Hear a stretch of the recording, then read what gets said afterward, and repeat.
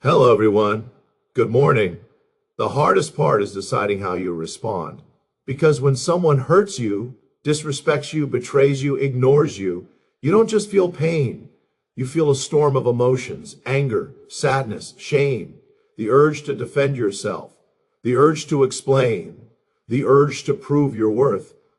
Being hurt is a human experience. No matter how confident, kind, or self-aware you are, there will be moments when someone's words cut deep, when their actions feel like betrayal, or when their silence feels like rejection. You cannot control when hurt happens, but you can control what happens next. And that choice, your response, is where your power lives. Most people believe power comes from reacting quickly, defending themselves, or proving the other person wrong. In reality, those reactions often come from emotion, not strength. When you react impulsively, you hand control of the situation to the person who hurt you. Your mood shifts, your focus breaks, your energy drains. They may walk away unaffected while you carry the emotional weight long after the moment has passed. True power begins when you pause. That pause creates space between what happens to you and how you choose to respond. In that space, you regain control. Instead of letting anger speak for you, you let clarity guide you. Instead of trying to win an argument, you decide what truly matters: your peace, your dignity, and your self-respect. Responding with intention does not mean suppressing your emotions. It means acknowledging them without letting them take over. You can feel hurt and still choose not to lash out. You can feel disappointed and still decide not to chase validation. Emotional strength is not the absence of feeling. It is the ability to feel deeply without losing yourself in the process. When you respond thoughtfully, you shift the dynamic. You stop playing defense. You stop needing approval. You stop explaining yourself to people who are committed to misunderstanding you. Your response becomes a reflection of your values, not their behavior. And that is where confidence is built, not in how loudly you react, but in how calmly you stand in your truth. There is also a quiet confidence that comes from realizing you do not need to prove anything. You do not need to convince others of your worth. You do not need to justify your boundaries. The moment you choose your response carefully, you send a powerful message to yourself. I am in control of my emotions. I decide who gets access to my energy. Over time, this practice changes you. Situations that once triggered you begin to lose their grip. People who relied on your reactions to feel powerful find less influence over you.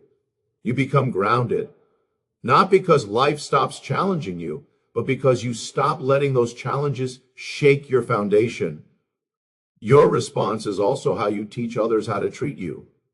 When you react emotionally to disrespect, you silently accept it. When you respond with firmness and calm, you set a standard. You show that your peace is not negotiable. That standard attracts respect from the right people and creates distance from those who thrive on chaos. Here is the truth. Power is not loud. Power is not reactive.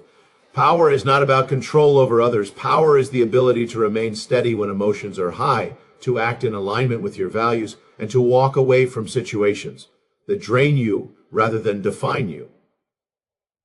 You will still feel hurt sometimes. That is part of being human. But every time you choose a response instead of a reaction, you strengthen yourself. You reclaim your energy.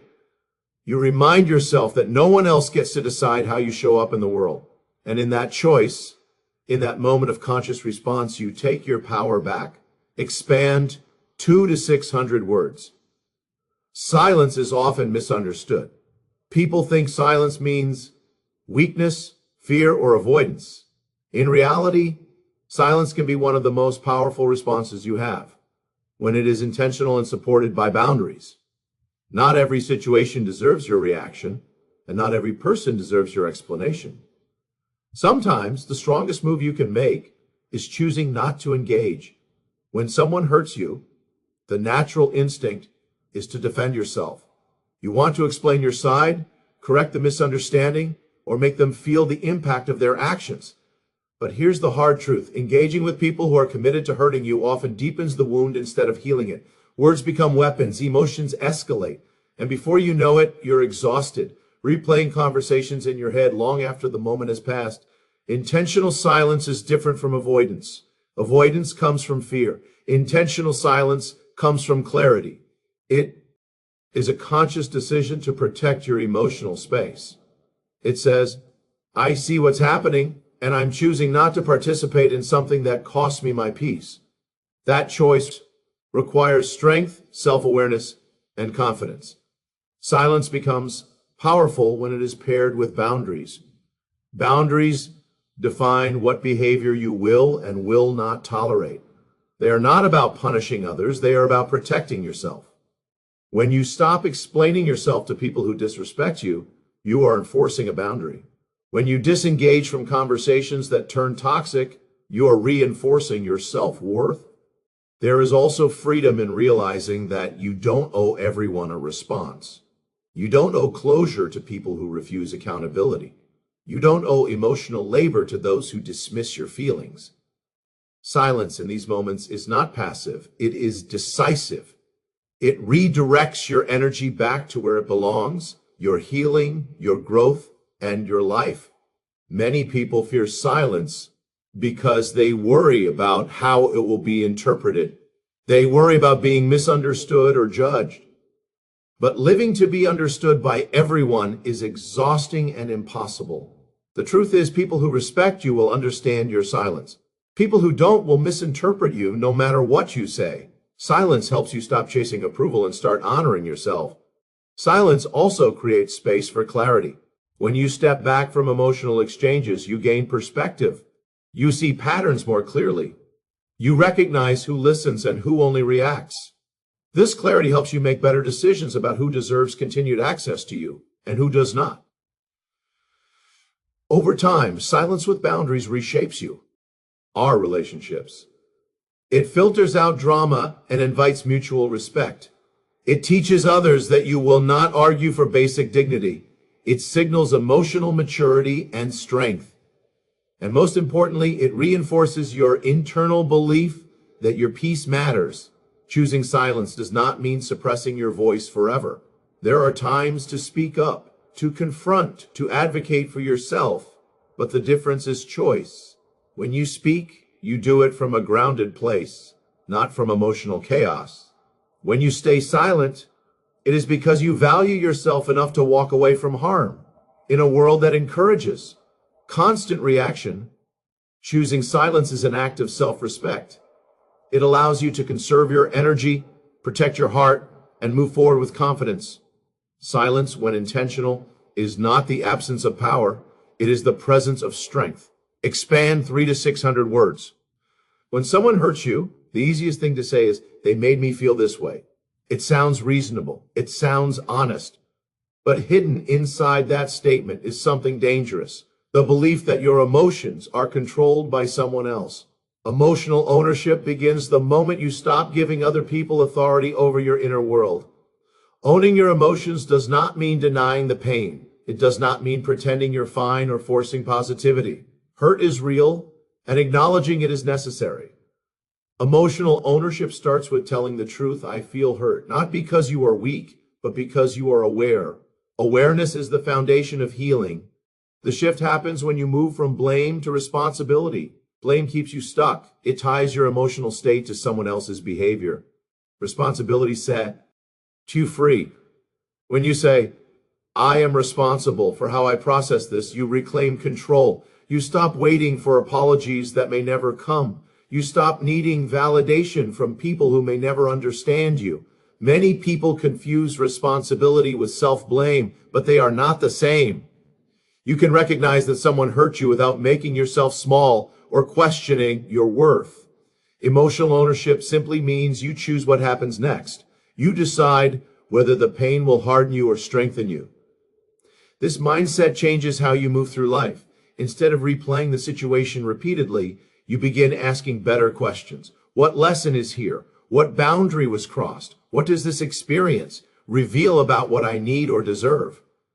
Pain, when processed responsibly, becomes information, and information leads to growth. Owning your emotions also allows you to respond instead of react. When emotions are unmanaged, they spill out as anger, sarcasm, withdrawal, or self-sabotage. But when you take ownership, you create space between feeling and action. That space gives you power. You can choose calm over chaos, clarity over conflict. Another powerful aspect of emotional ownership is that it restores your sense of identity. Hurt can make you question yourself. It can make you doubt your value, your judgment, your worth.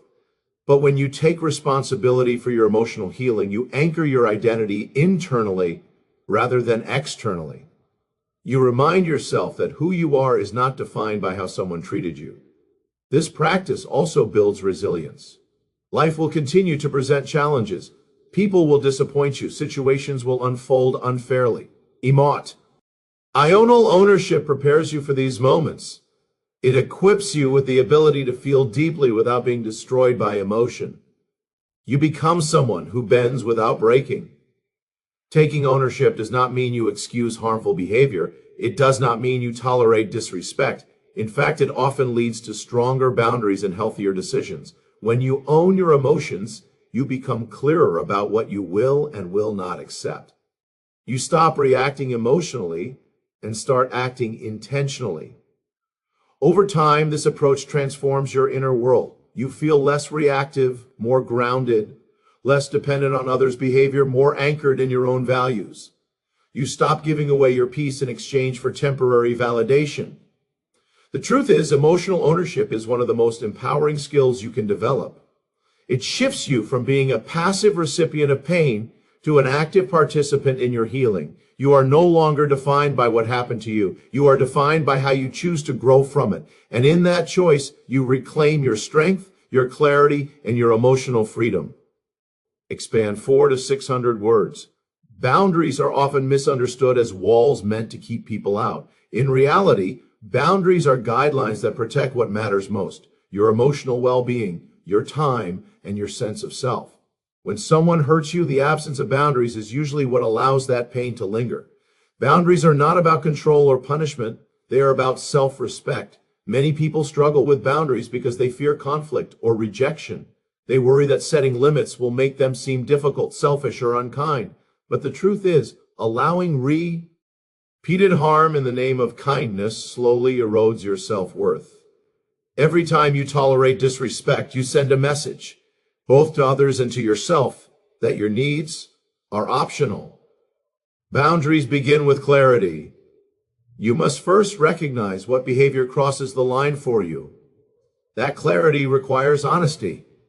It asks you to stop minimizing your feelings and stop making excuses for others. When you acknowledge that something hurts, you give yourself permission to protect yourself from it. Once clarity exists, boundaries become a form of communication. They tell others how to interact with you. This communication does not have to be aggressive or emotional. It can be calm, direct, and firm. Boundaries spoken with confidence are not an attack. They are an invitation to healthier interaction. There is also power in boundaries that are unspoken but enforced. Sometimes the boundary is distance. Sometimes it is reduced access. Sometimes it is no longer engaging in conversations that drain you. Enforcing a boundary is not about getting someone to change. It is about changing how you respond when they don't. When you set boundaries, some people will resist. This resistance often comes from those who benefited from your lack of limits. Their discomfort does not mean your boundary is wrong. It means the dynamic is changing. Growth often creates friction, but that friction is a sign of transformation. Boundaries also strengthen your relationship with yourself. Each time you enforce a boundary, you reinforce the belief that your peace matters. You build trust with yourself. You prove that you will protect your emotional space even when it's uncomfortable. That internal trust becomes the foundation of confidence. Another important truth is that boundaries reveal who belongs in your life long term. People who respect you will adjust. They may not always agree, but they will care enough to listen. People who repeatedly violate your boundaries are showing you who they are. Boundaries remove confusion and replace it with clarity. Setting boundaries does not mean you stop being compassionate. It means you stop being available for harm. You can care about someone and still limit their access to you.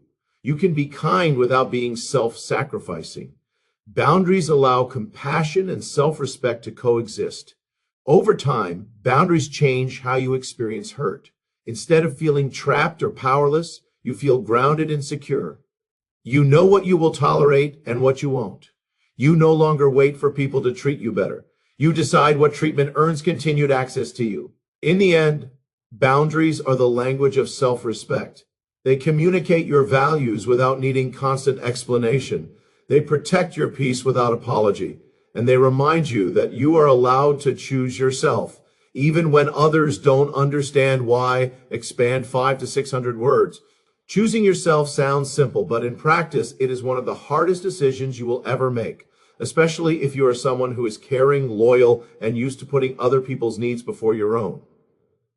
When you start choosing yourself, you quickly realize something uncomfortable. Not everyone will be happy about it. And that discomfort is often what stops people from growing. From an early age, many of us are taught to keep the peace, to be agreeable, and to prioritize harmony. Why over honesty? We learn to smooth things over, to tolerate behavior that hurts us, and to silence our needs to avoid conflict. Over time, this conditioning teaches us that being liked is more important than being respected. Choosing yourself challenges that belief. When you begin honoring your boundaries, speaking your truth, or stepping away from relationships that drain you, some people will feel threatened. Not because you are doing something wrong, but because the version of you they were comfortable with is changing. Growth disrupts familiar roles. Self-respect shifts power dynamics. This is where guilt often shows up. You may feel guilty for saying no, for creating distance, or for prioritizing your peace. That guilt can feel overwhelming, especially if you've been conditioned to equate self-sacrifice with love. But guilt is not always a sign that you are doing something wrong. Often it is simply a sign that you are doing something new. Choosing yourself does not mean you stop caring about others. It means you stop abandoning yourself to keep others comfortable. You begin to recognize that your needs matter just as much as anyone else's. You stop over-explaining and start trusting that you don't need permission to protect your well-being. As you continue choosing yourself, you may notice certain relationships change or fade. This can be painful. Letting go of people you once bent over backwards for can feel like loss. But sometimes distance is not rejection. It is redirection. It creates space for healthier connections that align with who you are becoming. Choosing yourself also strengthens your sense of identity. You stop defining yourself through others' approval. You begin to listen to your intuition. You learn to sit with discomfort rather than avoiding it. This inner alignment brings a quiet confidence that does not require validation. It's important to understand that not everyone who feels uncomfortable with your growth is against you. Some people simply need time to adjust. But others may resist because your self-respect challenges their expectations. Their reaction is not your responsibility. Your responsibility is to live in alignment with your values. Over time, choosing yourself becomes less frightening. The guilt softens. The fear fades. You begin to trust yourself more deeply. You realize that prioritizing your peace allows you to show up more authentically, not just for yourself, but for others as well. The truth is, you cannot build a fulfilling life by constantly betraying yourself. Choosing yourself is not selfish. It is necessary. It is how you protect your energy, honor your worth, and create a life that feels true. And yes, some people will be uncomfortable with this version of you. Let them be. Growth was never meant to be comfortable for everyone. It was meant to be honest. Expand 600 to 600 words. Peace is often mistaken for passivity, for weakness, or for giving up. In reality, peace is one of the most powerful responses you can choose when someone hurts you. It is not about avoiding emotion or pretending nothing happened. It is about deciding that your well-being matters more than winning an argument, proving a point, or getting even. When someone hurts you, the mind immediately looks for justice. You want an apology. You want understanding. You want the other person to feel what you felt. This desire is human, but it can also become a trap. Chasing revenge, validation, or closure from the person who caused the pain keeps you emotionally tied to them. It keeps the wound open. Choosing peace breaks that attachment. It shifts your focus away from the other person and back to yourself. Instead of replaying conversations, you redirect your energy toward healing.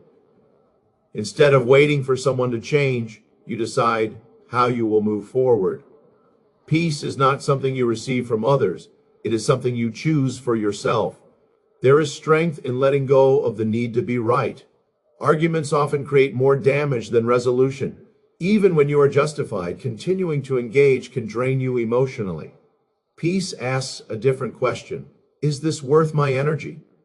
Most of the time, the answer is no. And recognizing that is a form of wisdom. Peace also requires acceptance. Acceptance does not mean agreement or approval. It means acknowledging reality as it is, not as you wish it to be. It means accepting that some people will never take responsibility, never understand your perspective, and never give you the closure you want. Acceptance frees you from waiting. As you choose peace, you begin to notice a shift inside yourself. You become less reactive. Situations that once triggered you lose their power. You gain emotional distance, not because you don't care, but because you care enough about yourself to protect your inner calm. Peace is not avoidance. It is discernment. It is knowing when to speak and when to step back. It is choosing healing over hostility. This choice requires courage because it goes against the instinct to fight back. But over time, it strengthens your emotional resilience. Another powerful aspect of peace is that it changes how you show up in the world. When you are grounded, you make better decisions. You communicate more clearly. You attract healthier relationships. People sense when you are no longer easily shaken, and that presence commands respect without effort. Choosing peace does not mean you allow harm to continue. It often leads to stronger boundaries and clearer choices. You may distance yourself, end a relationship, or change how you engage. These actions are not reactions. They are intentional steps toward protecting your well-being. Peace is also an act of self-trust. It says, I don't need chaos to feel alive. I don't need conflict to feel justified. I trust myself to move forward without carrying this pain forever. That trust builds emotional maturity and inner strength. In the end, peace is not something you find after everything is resolved. It is something you decide even when things are unresolved. It is the decision to stop letting hurt define you. It is the decision to choose calm over chaos, growth over grudges, and healing over harm. And that is why peace is the ultimate response. It doesn't just protect you in the moment. It transforms the way you live.